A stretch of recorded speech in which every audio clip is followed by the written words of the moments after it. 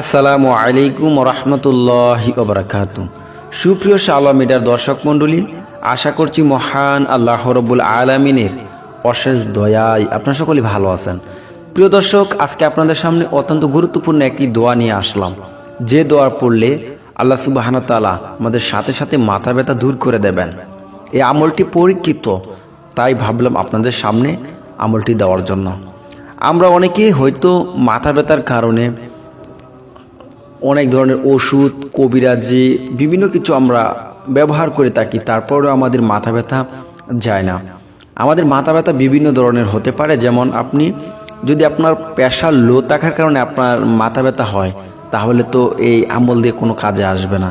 তারপর যদি আপনার অনেক সময় দেখা যায় যে পেটে খিদা লাগলে অনেক সময় মাথা ব্যথা করতে পারে, তখনও কিন্তু এটা পড়লে না খেলে তো আপনার মাথা ব্যথা যাবে না। আপনি খেয়েবেন, দেখবেন আপনার মাথা ব্যথা চলে যাবে।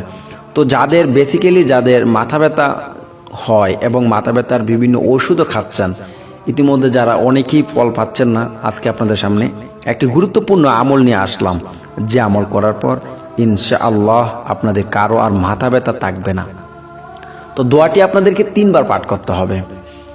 যারই মাথা ব্যথা করুক, তার মাথায় হাতে রেখে দোয়াটি 3 বার পরে ফু দিবেন, ইনশাআল্লাহ মাথা ব্যথার সাথে সাথে ভালো হয়ে যাবে।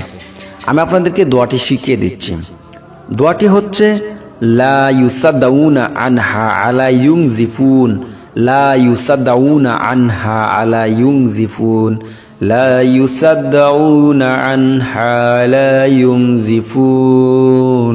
এভাবে 3 বার পরে মাথায় ফু দিবেন, ইনশাআল্লাহ মাথা ব্যথা ভালো হয়ে যাবে। এটি পরীক্ষিত, এটি আমি হযরতের কাছ থেকে নিয়েছি এবং এর পূর্বে অনেকে এর দ্বারা ফলাফল পেয়েছেন, ইনশাআল্লাহ ভালো হয়েছেন।